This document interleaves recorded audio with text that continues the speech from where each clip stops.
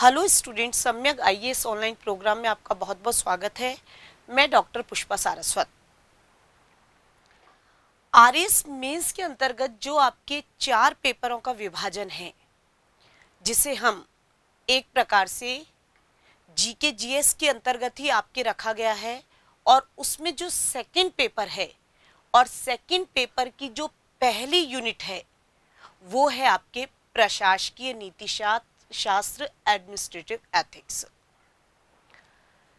इस पर विस्तृत चर्चा करने से पहले कुछ सिलेबस के बारे में बताना चाहूंगी। देखिए स्टूडेंट, 2018 वाला जो पेपर हुआ था, उस समय जब सिलेबस चेंज हुआ, पैटर्न चेंज हुआ और सेकंड पेपर में मैथ्स और रीजनिंग के स्थान पर जो एथिक्स यानी नीति शास्त्र का पोर्शन रखा गया है। चूंकि मैथ्स और रीजनिंग 65 मार्क्स की हुआ करती थी, मेंस की बात की जा रही है, और उसको रिप्लेस करके 65 मार्क्स में ही एथिक्स को रखा गया है। स्कोरिंग पेपर की जगह स्कोरिंग ही रखा गया है। 2018 का रिजल्ट भी हमारे सामने आ चुका है और मार्क्स आपके सामने सबको पता ही है कि स्टूडेंट्स के एथिक्स में क्या मार्क्स रहे हैं। यदि हम इस सिलेबस पर चर्चा करना चाहेंगे तो यह सिलेबस प्रमुख रूप से 2 भागों में आपको दिखाई देगा। राजस्थान लोक सेवा आयोग के द्वारा जो सिलेबस प्रस्तावित किया गया है उसका पैटर्न है शब्द सीमा 20, देन 50 और उसके बाद आपके 100, यानी कि आपको एक प्रकार से गागर में सागर भरना है। और इस सिलेबस का विभाजन मैं 2 भागों में करना चाहूंगी एज ए ट्रेडिशनल सिलेबस, जिसमें आप पूरे में से पूरे मार्क्स ला सकते हैं, जिसमें आपके पास अपनी अभिव्यक्ति के लिए कि मैं ऐसा लिख दूं या वैसा लिख दूं उसका ज़्यादा नहीं है। उसमें जो कहा गया है उसी को प्रशासन से जॉइंट करके लिखना है। उदाहरण के तौर पर मैं बताना चाहूंगी, यदि हम नीति शास्त्र की बात करते हैं, व्हाट इज एथिक्स, नीति शास्त्र क्या है, यूनिट फर्स्ट की हम बात कर रहे हैं और नैतिक संप्रत्य की हम बात कर रहे हैं, रित की बात कर रहे हैं, ऋण की बात कर रहे हैं, कर्तव्य की, सद्गुण की, शुभ की, भगवत गीता के नीति शास्त्र की बात कर रहे हैं, महात्मा गांधी जी के नीति शास्त्र की बात कर रहे हैं, या इमोशनल इंटेलिजेंसी, संवेगात्मक बुद्धि की हम बात कर रहे हैं, या फिर तनाव प्रबंधन की बात की जा रही है, केस स्टडी की बात की जा रही है, या नीति शास्त्र का स्कोप राजनीतिक अभिवृत्ति की बात की जा रही है, सत्यनिष्ठा के दार्शनिक आधार की बात की जा रही है, तो ये सारे टॉपिक्स एक ऐसे टॉपिक्स हैं आपके मेंस में जिसमें आप चाहें तो लगभग इसमें काफी अच्छा स्कोर किया जा सकता है। सिलेबस के एक एक टॉपिक को चर्चा का विषय बनाना चाहेंगे। यदि हम प्रश्न पत्र सेकंड में प्रथम यूनिट को देखते हैं तो उसकी प्रथम जो यूनिट है वो है प्रशासकीय नीति शास्त्र, अर्थात एडमिनिस्ट्रेटिव जो एथिक्स है वो आपके ली गई है, और वो प्रशासकीय नीति शास्त्र का पार्ट फर्स्ट जो है उसका पहला टॉपिक है व्हाट इज एथिक्स, नीति शास्त्र और मानवीय मूल्य। दिखने को आपको लग रहा है कि एक बहुत छोटा सा टॉपिक है नीति शास्त्र। अब इसको भी यदि हम विभाजित करेंगे अलग अलग भागों में, नीति शास्त्र क्या है, नीति शास्त्र का स्कोप क्या है, नीति शास्त्र का क्षेत्र क्या है, नीति शास्त्र के टाइप्स ऑफ क्या है, यदि हम ट्रेडिशनल नीति शास्त्र की बात करते हैं तो अप्लाइड एथिक्स भी आएगा, वर्तमान में नीति शास्त्र की उपयोगिता क्या है, कुल मिलाकर के या अन्य सब्जेक्ट से नीति शास्त्र किस प्रकार कोरिलेटेड माना गया है। इस प्रकार सिर्फ नीति शास्त्र एक टॉपिक है और उसके अंदर सब डिवीजन के रूप में बहुत सारे सब डिवीजन के रूप में टॉपिक्स बटे हुए हैं। नीति शास्त्र के साथ आपके ह्यूमन वैल्यूज को जोड़ा गया है, मानवीय मूल्य। थोड़ा सा रुकना चाहूंगी कि यदि हम आरएएस मेंस के सिलेबस की बात करते हैं तो लगभग 50 से 60% सीएस का यूपीएससी जो आपके यानी कि आईएएस जो आप देते हैं वो और आरएएस का सिलेबस बिल्कुल सेम है। ह्यूमन वैल्यूज की बात की जा रही है, नीति शास्त्र की बात की जा रही है, महापुरुषों की बात की जा रही है, रिफॉर्मर्स की बात की जा रही है, मूल्यों की बात की जा रही है, सारे टॉपिक्स कॉमन से। तो नीति शास्त्र के साथ सबसे पहला टॉपिक जो जोड़ा गया ह्यूमन वैल्यूज को, मानवीय मूल्य को। अब ये क्या है, किस तरीके से है, वो आपके सब डिवीजन के रूप में चर्चा का विषय बनेंगे।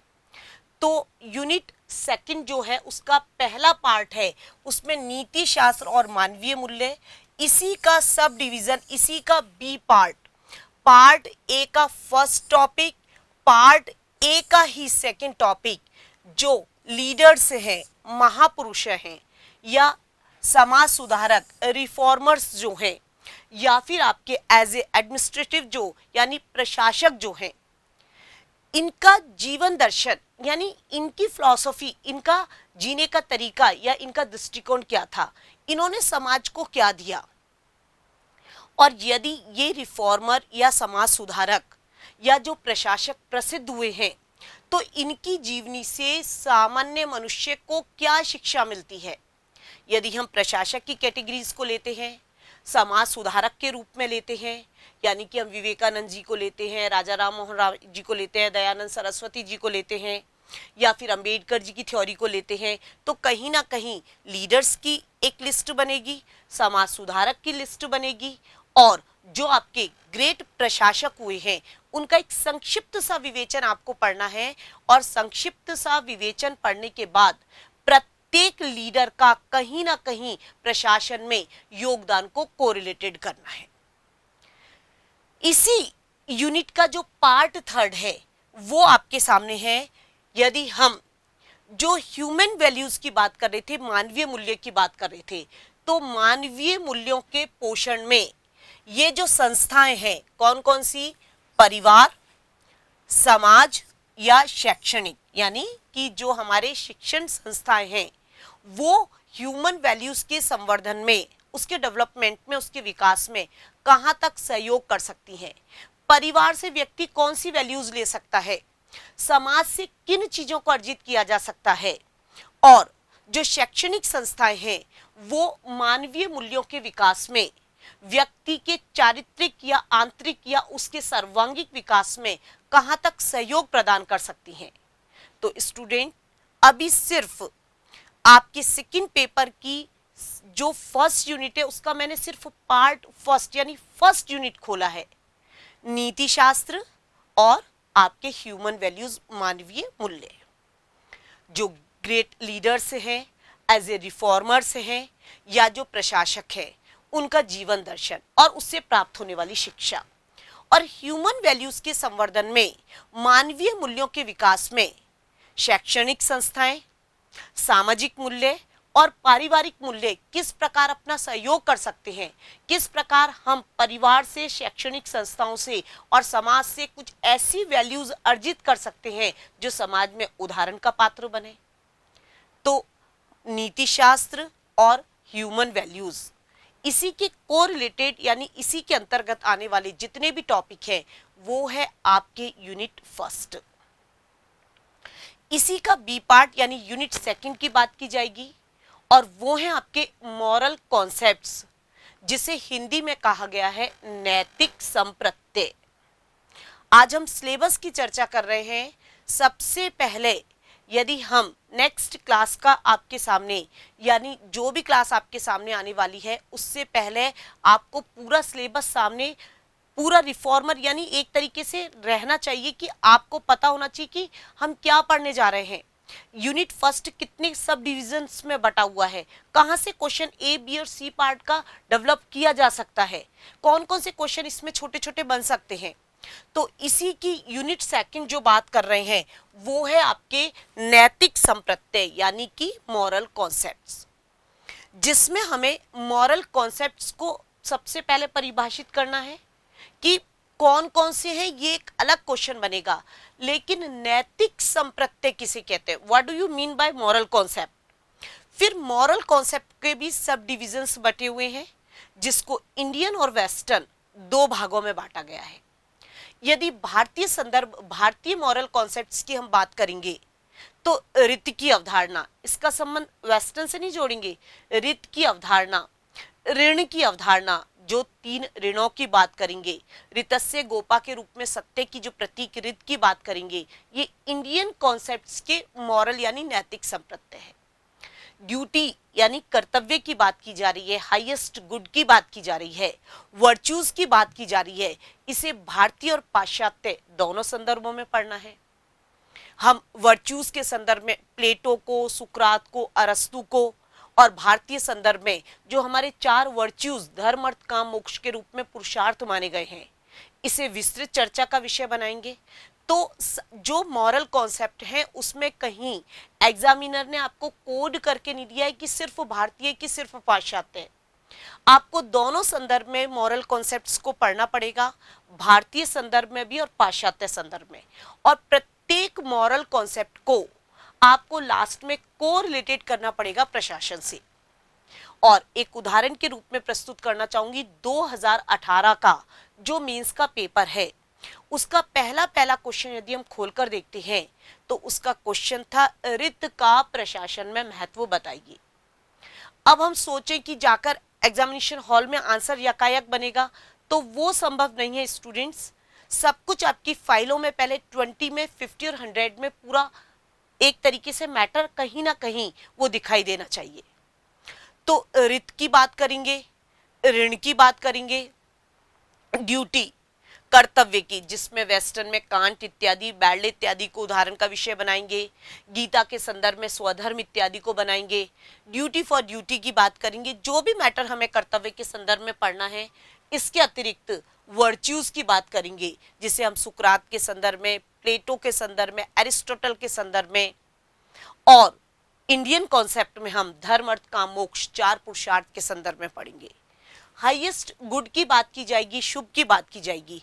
तो एथिक्स में यूनिट फर्स्ट का जो सेकंड टॉपिक है, यानी कि यूनिट फर्स्ट के बाद में सेकंड यूनिट यानी एक सब डिवीजन के रूप में है। यदि आप अपना सामने सिलेबस रखते हैं तो उसके कॉन्सेप्ट आपको जो जो पढ़ने हैं, और इसको भी अंदर से पूरा डेप्थ में पढ़ना है, जो भी इसके बारे में बताया गया है।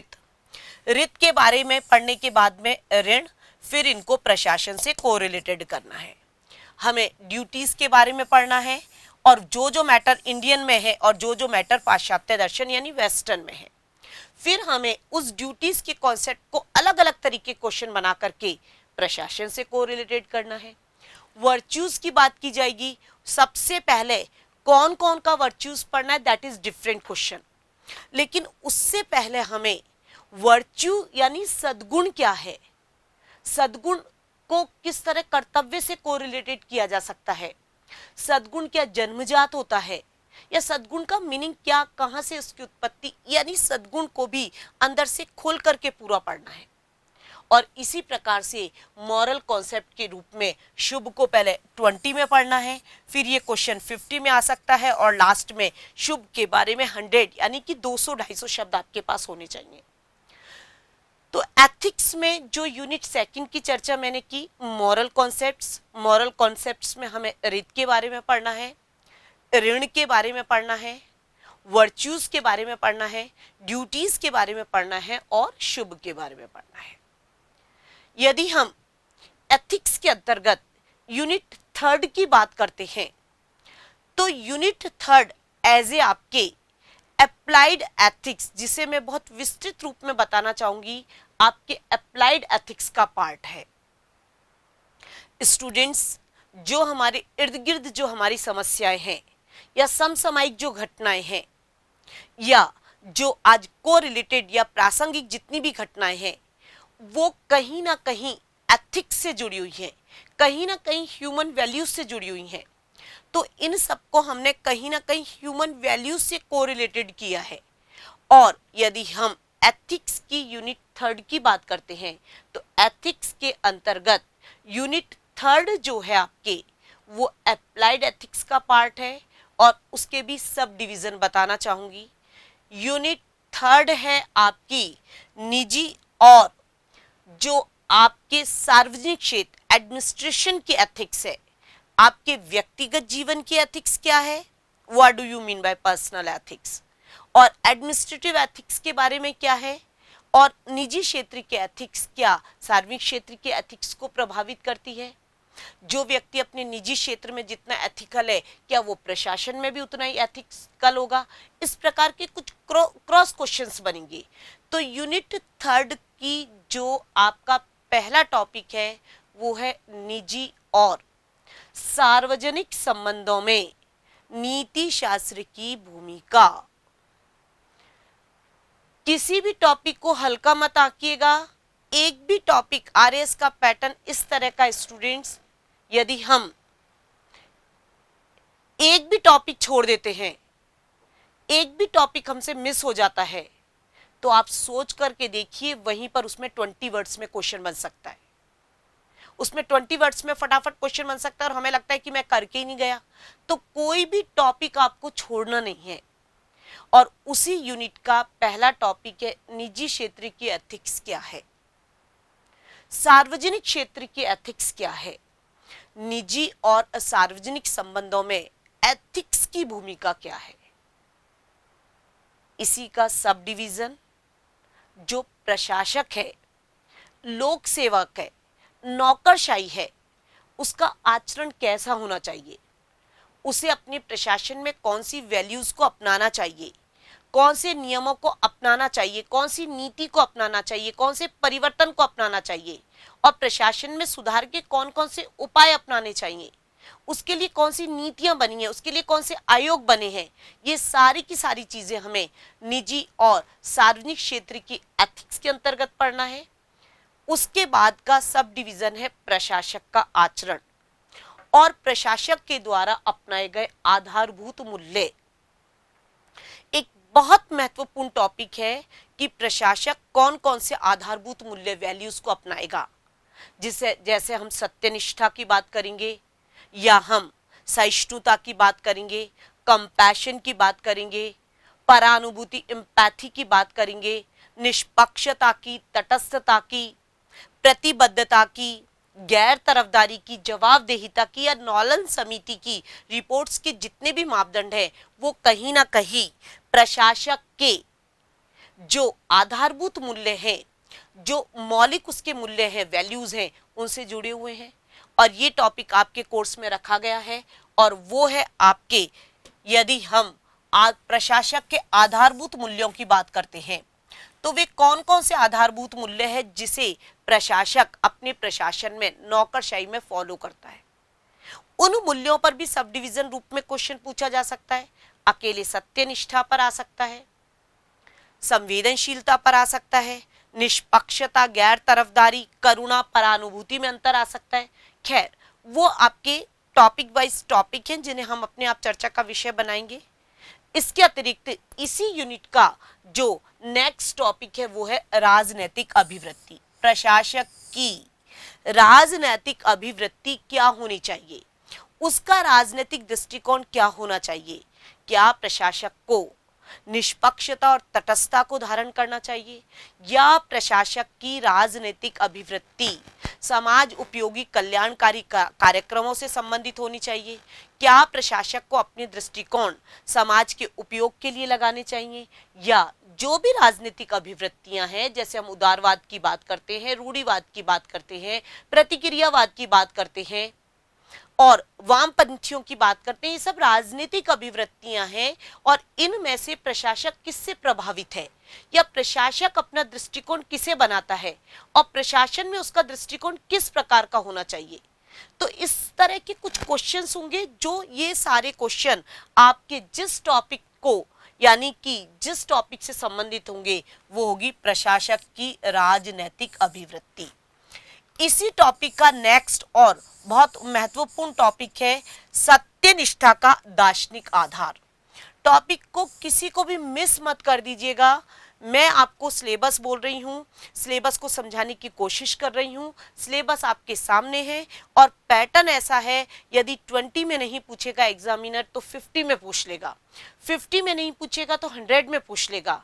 एक एक टॉपिक पर आपका डेप्थ में कमांड होना चाहिए, ट्रैक पर आपको स्टडी करनी है। 20 वर्ड्स में यदि क्वेश्चन पूछा जा रहा है तो आपकी क्षमता होनी चाहिए 20 से 25 आप लिख सकें। वो नोट्स आपके फाइलों में तैयार रहने चाहिए।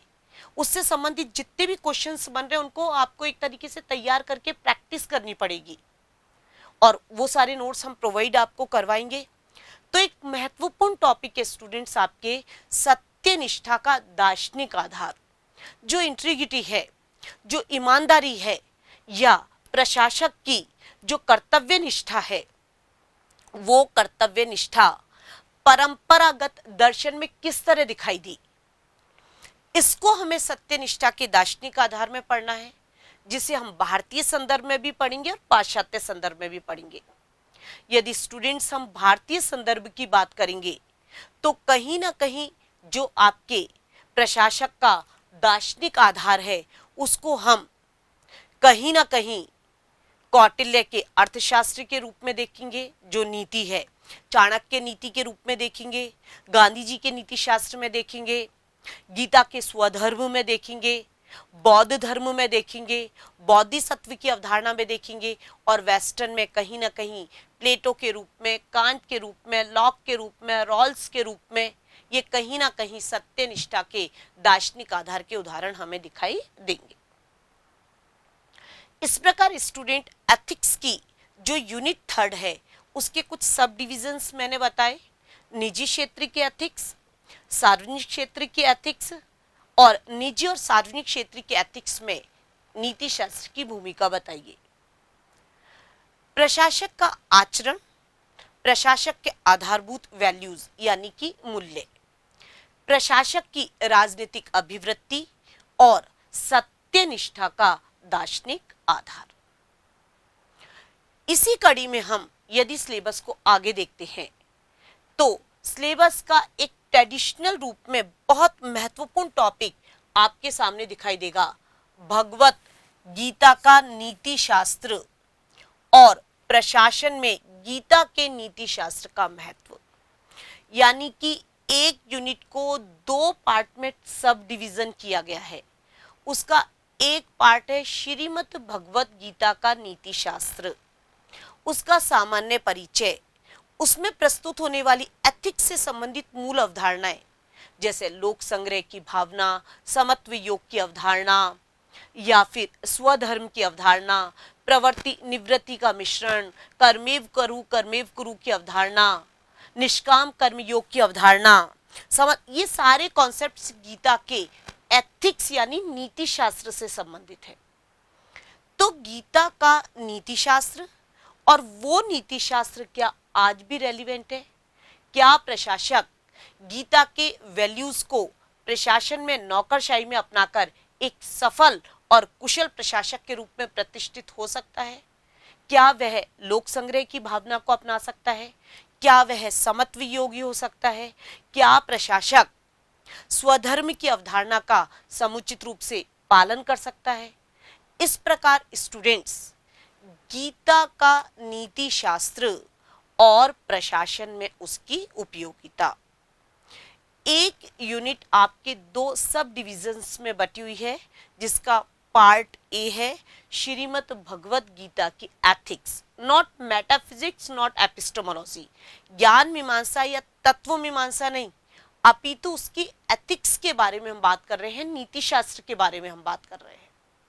और वो एथिक्स प्रशासन में कहाँ महत्व रखता है, वह एथिक्स प्रशासन में कहाँ जुड़ा हुआ है, वह एथिक्स प्रशासन में कहाँ रेलिवेंट, कहाँ उपयोगी सिद्ध हो सकता है। इसके अतिरिक्त जो नेक्स्ट यूनिट हमारे सामने है वो गांधी जी का नीति शास्त्र, यानी कि महात्मा गांधी जी की जो एथिक्स है, सर्वोदय की बात कर रहे हैं और हम ट्रस्टीशिप की बात कर रहे हैं, साध्य साधन पवित्रता की बात कर रहे हैं, या फिर हम अहिंसा की नॉन वायलेंस की बात कर रहे हैं, ट्रुथ की बात कर रहे हैं, उनके नैतिक और एकादश इत्यादि व्रतों की बात कर रहे हैं, सत्याग्रह की बात कर रहे हैं। ये सारे टॉपिक स्टूडेंट्स गांधी जी के नीति शास्त्र यानी गांधी जी की एथिक्स के अंतर्गत दिखाई देते हैं। अब वो एथिक्स आज प्रशासन में कहाँ उपयोगी सिद्ध हो रही है? क्या हम आज गांधी जी के सपनों का देश देख रहे हैं? क्या जितनी भी व्यवस्थाएं या समाज उपयोगी कल्याणकारी योजनाएं जो चलाई जा रही हैं किसी भी गवर्नमेंट के द्वारा, क्या वो गांधी जी के सपनों को साकार करना है? या पंचायती राज व्यवस्था की हम बात कर रहे हैं, विभिन्न प्रकार की योजनाओं की बात कर रहे हैं, तो क्या कहीं ना कहीं इन सबके क्रियान्वयन में गांधी जी की एथिक्स हमें साक्षात रूप में प्रदर्शित होती नजर आ रही है। ये सारे टॉपिक्स हमें गांधी जी का नीति शास्त्र और प्रशासन में उसकी उपयोगिता इत्यादि से संबंधित यूनिट में पढ़ना पड़ेगा। यानी कि भगवत गीता का नीति शास्त्र और प्रशासन में गीता के नीति शास्त्र की भूमिका। इसके अतिरिक्त यूनिट गांधी जी का नीति शास्त्र और प्रशासन में इसकी भूमिका, यानी कि एथिक्स क्या है गांधी जी की, एथिकल व्यूज क्या हैं गांधी जी के, नीति शास्त्र से संबंधित गांधी जी के पहलू कौन से हैं और वो पहलू कहां प्रशासन में अपनी उपयोगिता रखते हैं। क्या सर्वोदय रेलिवेंट माना जा सकता है?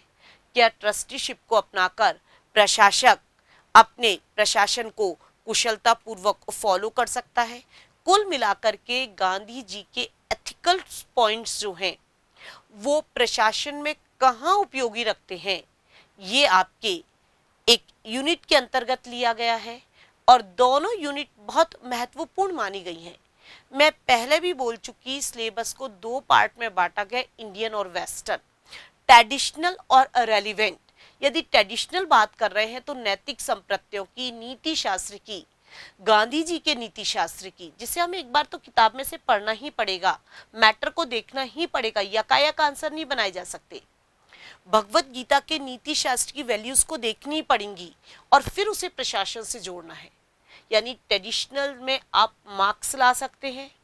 इसके अलावा एक यूनिट है आपके, बहुत महत्वपूर्ण यूनिट है और वो दिखने को यूनिट बहुत छोटी सी दिखाई देती है, ऐसा लगता है कि ठीक है कोई नहीं, लेकिन यदि हम इस यूनिट के छोटे छोटे क्वेश्चंस को देखते हैं तो सर्वाधिक स्थान घेरने वाली, और ये यूनिट ऐसी की ऐसी आपके आईएएस में यदि आप अपियर होते तो वहां भी है। नैतिक संप्रत्यों की बात कर रहे हैं, ह्यूमन वैल्यूज की बात कर रहे हैं, रिफॉर्मर्स की बात कर रहे हैं, निजी और सार्वजनिक क्षेत्र के एथिक्स की बात कर रहे हैं, राजनीतिक अभिवृत्ति की बात कर रहे हैं, मूल्यों की बात कर रहे हैं, सत्यनिष्ठा के दार्शनिक आधार की बात कर रहे हैं। तो ये सारे कॉमन टॉपिक्स हैं जो आपके आरएएस के सिलेबस में भी है और आईएएस के सिलेबस में भी है। कुल मिलाकर के यदि हम इस यूनिट की बात करते हैं, ये यूनिट खुद अपने आप में टू टाइप्स, दो भागों में विभाजित है। उसका पहला पार्ट है स्टूडेंट्स, भारतीय नैतिक चिंतक और दार्शनिक, यानी कि भारतीय परंपरा में एथिक्स का विकास कैसे हुआ और वो कहां पर प्रशासन में कहीं ना कहीं वह दार्शनिक अपनी छाप छोड़ता है या वह दार्शनिक अपनी रेलिवेंट, अपनी प्रासंगिकता को रखता है। इसकी एक कड़ी हमें पढ़नी पड़ेगी जिसे हम वैदिक धर्म से लेंगे, वेद उपनिषद की एथिक्स, देन चारवाक की, न्याय वैशेषिक की, जैन नीति शास्त्र, बौद्ध नीति शास्त्र, शंकराचार्य का नीति शास्त्र और समकालीन दार्शनिकों में गांधी जी का नीति शास्त्र, अरविंदो का नीति शास्त्र, टैगोर का नीति शास्त्र, राधा कृष्णन की एथिक्स या फिर जे कृष्णमूर्ति की, इकबाल की, जितने भी समकालीन दार्शनिक हैं, नैतिक चिंतक हैं, यानी हम विवेकानंद जी की बात करते हैं, अंबेडकर जी की बात करते हैं, ये कहीं ना कहीं भारतीय नैतिक चिंतक और दार्शनिक की कड़ी के टॉपिक में अपना विशेष योगदान यानी विशेष महत्व रखते हैं। तो ये यूनिट हमें प्रमुख रूप से दो भागों में दिखाई देती है। भारतीय नैतिक चिंतक, जिसमें मैंने आपको कड़ी कोड बता दिया है, वेद से लेकर संक्षिप्त रूप में सबका छोटा छोटा थोड़ा पढ़ना पड़ेगा और उन सबको कोरिलेटेड करना पड़ेगा प्रशासन से। कौन सी वैल्यूज प्रशासन में का है? यदि एक उदाहरण के तौर पर टैगोर के मानवतावाद की बात करते हैं, अरविंदो की सुपर माइंड अतिमानस की बात करते हैं, राधा कृष्णन की थ्योरी ऑफ इनसाइट अंतर्दृष्टि की बात करते हैं, गांधी जी की सर्वोदय की न्यासधारिता की बात करते हैं, अंबेडकर जी की समाज सुधार के रूप में या उन्हें नव्य बौद्ध की उपाधि किस प्रकार दी जाती है इसकी बात करते हैं, विवेकानंद जी के आध्यात्मिक मानवतावाद की बात करते हैं, सार्वभौमिक धर्म की बात करते हैं, या फिर विवेकानंद जी को नव्य वेदांती के रूप में, व्यवहारिक वेदांती के रूप में क्यों जाना जाता है। इस तरह के हिस्ट्री से संबंधित नहीं, एथिक्स से संबंधित आपके क्वेश्चन पूछे जा सकते हैं। इसी का बी पार्ट यदि हम पाश्चात्य नैतिक चिंतक और दार्शनिकों की बात करते हैं तो हमें सॉफिस्ट से पाश्चात्य एथिक्स का संक्षिप्त रूप में विवेचन, संक्षिप्त क्योंकि 65 to 70 की आपकी एथिक्स है, और थोड़ा सा टोकना चाहूंगी, एथिक्स को करके आप इंटरव्यू तक की तैयारी करेंगे, आपका काफी सारा पोर्शन एथिक्स का हिस्ट्री में कवर होगा। मनोविज्ञान की 2 यूनिट स्वतः ही एथिक्स कवर कर लेती है। आपके योगा वाला पोर्शन कहीं ना कहीं एथिक्स से कोरिलेटेड है। आप ऐसे की बात करते हैं, करंट जो मुद्दे हैं उनकी बात करते हैं, तो आपके पास एथिकल एक भाषा आ जाती है, आपके पास कुछ महापुरुष इत्यादि की कोटेशंस आ जाती हैं, जिनको आप जगह पर अलग अलग रूप में ऐड कर सकते हैं। तो पाश्चात्य नैतिक चिंतक की जब हम बात करेंगे तो सॉफिस्ट से चालू करके सुकरात, प्लेटो, अरस्तु, सुखवाद, स्वार्थवाद, यूटिलिज्म में बेंथम, मिल, सिज्विक का नीतिशास्त्र, कांट के नीतिशास्त्र की बात की जाएगी, या फिर जितने भी आत्मपूर्णतावादी हीगेल की है, ब्रैडले की, प्रिचर्ड की, रॉस की जो बात की जा रही है, या फिर अंत्य प्रज्ञावादियों के रूप में हम बटलर की बात करते हैं, मूर की एथिक्स की बात करते हैं, हचिसन की बात करते हैं, कडवर्थ क्लार्क की बात करते हैं, तो ये सारे लॉक की बात करते हैं, देकार्त के एथिक्स की बात की जाती है, रॉल्स के न्याय विषयक सिद्धांत की बात की जाती है। ये सारे के सारे दार्शनिक पाश्चात्य नैतिक चिंतक और दार्शनिक की कड़ी में आपको पढ़ाए जाएंगे।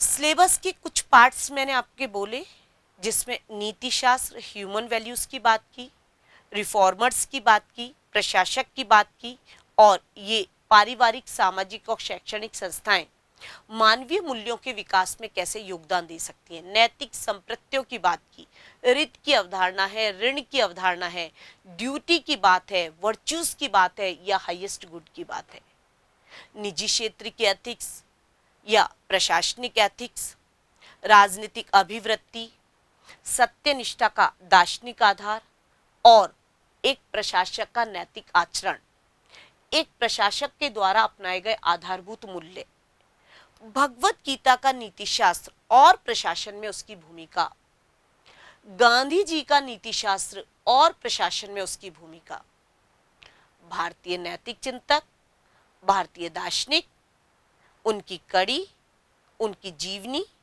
उनका दर्शन और प्रशासन में उनकी उपयोगिता। पाश्चात्य नैतिक चिंतक, उनकी जीवनी, उनका जीवन दर्शन और प्रशासन में ये कहाँ अपना महत्व रखते हैं, प्रशासन में आप किसे अपना सकते हैं, प्रशासन में कौन से दर्शन को अपना करके एक प्रशासनिक अधिकारी, एक कुशल प्रशासक के रूप में लोगों के सामने प्रतिष्ठित हो सकता है।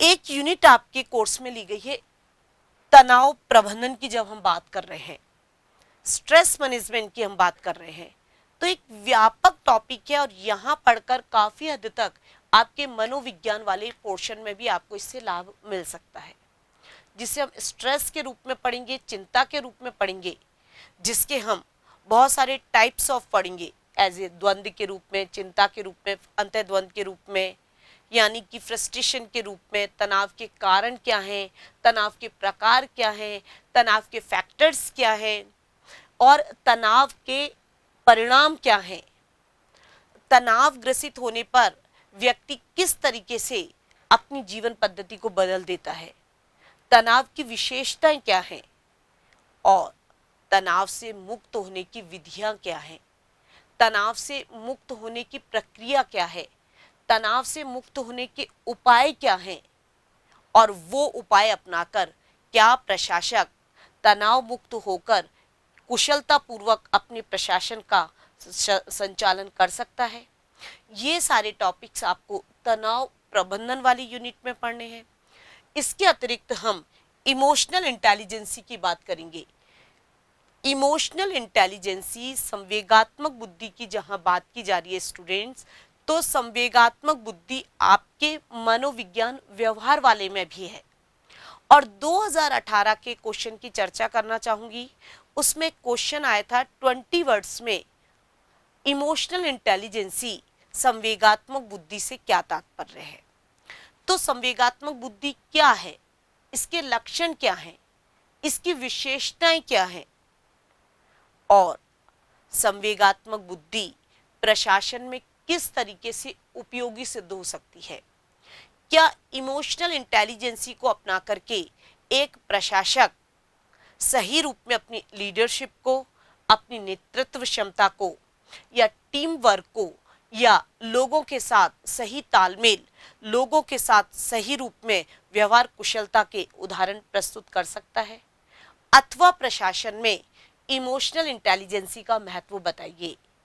क्या प्रशासनिक अधिकारी को इमोशनल इंटेलिजेंसी, संवेगात्मक बुद्धि का डेवलपमेंट करना आवश्यक है?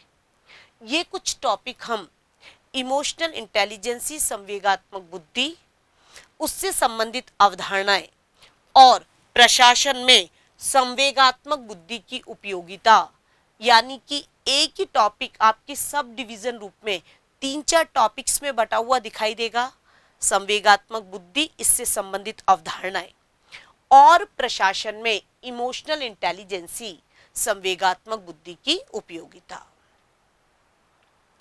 एक महत्वपूर्ण टॉपिक जो आपके कोर्स में है, उपरोक्त विषयों पर, यानी कि आप ये सोच करके देखिए उपरोक्त विषय आपके मैंने कौन से टॉपिक की चर्चा की? ऊपर बताए गए टॉपिक, भगवत गीता का नीति शास्त्र, गांधी जी की एथिक्स की बात की जा रही है, तनाव की बात की जा रही है, इमोशनल इंटेलिजेंसी की बात की जा रही है, नैतिक संप्रत्तियों की बात की जा रही है, राजनीतिक अभिवृत्ति की बात की जा रही है, प्रशासक की वैल्यूज, मूल्यों की बात की जा रही है। तो इनसे संबंधित कुछ केस स्टडीज, यानी कि कुछ इस तरह के केस जहां पर आप उस समस्या से संबंधित हैं, तो आप उसका क्या समाधान बताएंगे, उसका सॉल्यूशन क्या करेंगे। लेकिन वो केस स्टडी जो आपके आएगी वो उपरोक्त विषयों को कहीं ना कहीं छू रही होगी, या तो भगवत गीता के किसी टॉपिक को छू रही होगी, महात्मा गांधी जी की साध्य साधन पवित्रता की, सर्वोदय किसी की भी बात की जाएगी, निजी क्षेत्र की, प्रशासक के आधारभूत मूल्यों में कहाँ सत्यनिष्ठा का परिचय आपको देना है, कहाँ संवेदनशीलता का परिचय देना है, कहाँ आपको करुणा का परिचय देना है, कहाँ निष्पक्ष और तटस्थ होकर के आपको रहना है, ये सब आपके केस स्टडी के पॉइंट बनेंगे।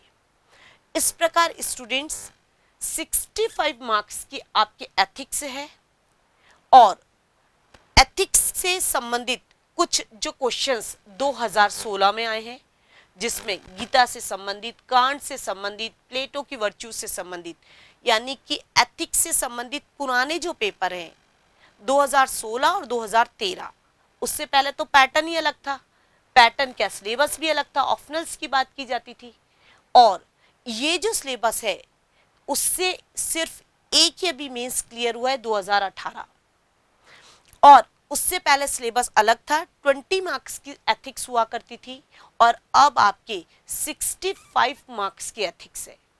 लेकिन आपको एक चीज बताना चाहूंगी, विशेष रूप से 65 मार्क्स की नहीं अपितु आपके 100 और 110 की एथिक्स है, क्योंकि कुछ टॉपिक इससे संबंधित हिस्ट्री में सॉल्व हो जाएंगे, कुछ टॉपिक्स व्यवहार में सॉल्व हो जाएंगे, कुछ लॉ में कर्तव्य की बात करते हैं, अधिकार की बात करते हैं, और कुछ टॉपिक्स आपके खेल और योगा में सॉल्व हो जाएंगे।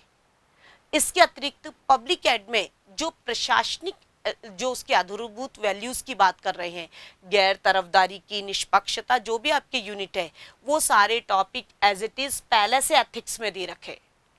तो एथिक्स आपके पूरे चारों पेपर में कहीं ना कहीं आपको लग रहा होगा चारों पेपर मैडम ने क्यों बोला, अरे भाई हिंदी में एथिक्स बहुत योगदान देगी, आपकी भाषा पर कमांड आएगा, आपके पास नैतिक चिंतक रिफॉर्मर्स की कोटेशंस होंगी, पल्लवन लिखते हुए या संक्षिप्तीकरण करते हुए, ऐसे लिखते हुए आपके पास भाषा रहेगी, वो एथिक्स आपके बहुत उपयोगी सिद्ध होगी। और अंतिम कड़ी जो आपका इंटरव्यू होगा, वहां पर सारे क्वेश्चन कहीं ना कहीं एथिकल बेस्ड होंगे, ह्यूमन वैल्यूज से जुड़े हुए होंगे, गीता से, गांधी जी के एथिक्स से या आपके जीवन मूल्यों से जुड़े होंगे, क्योंकि वर्तमान परिस्थितियां जो चल रही हैं उन्हीं से संबंधित आपसे क्वेश्चन किए जाते हैं।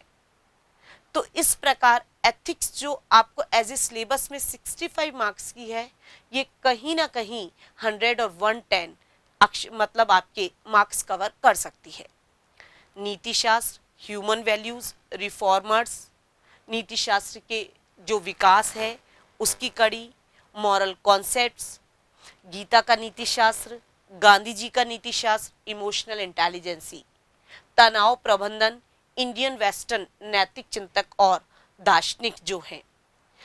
केस स्टडीज की बात, निजी क्षेत्र के एथिक्स, एडमिनिस्ट्रेटिव एथिक्स, प्रशासक की वैल्यूज, राजनीतिक अभिवृत्ति और सत्यनिष्ठा का दार्शनिक आधार।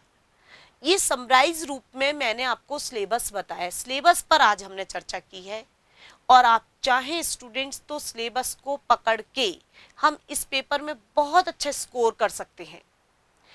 लेकिन स्कोर करने का सिर्फ एक ही तरीका है, ट्रैक पर स्टडी करना।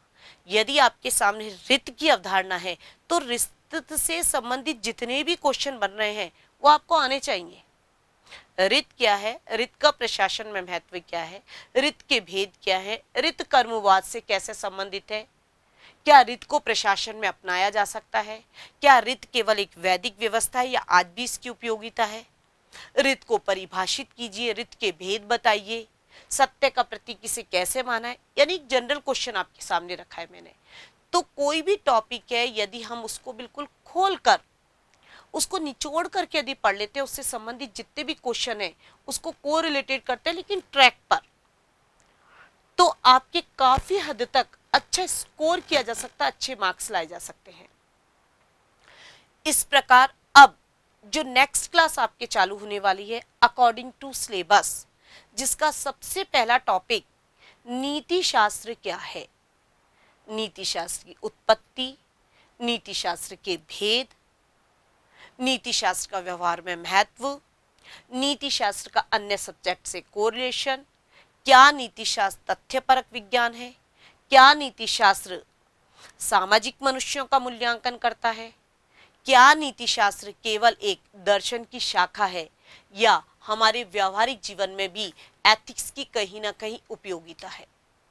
तो इस प्रकार सिलेबस का प्रारंभ एक एक यूनिट को, एक एक टॉपिक को उसको विस्तृत रूप में चर्चा बना करके और साथ के साथ आपको नोट्स प्रोवाइड कराए जाएंगे। कोई भी समस्या है उसे आप, और यदि आपको इससे संबंधित कुछ अधिक जानकारी चाहिए तो उसके लिए आप www.samyagIAS.com पर लॉगिन कीजिए। धन्यवाद।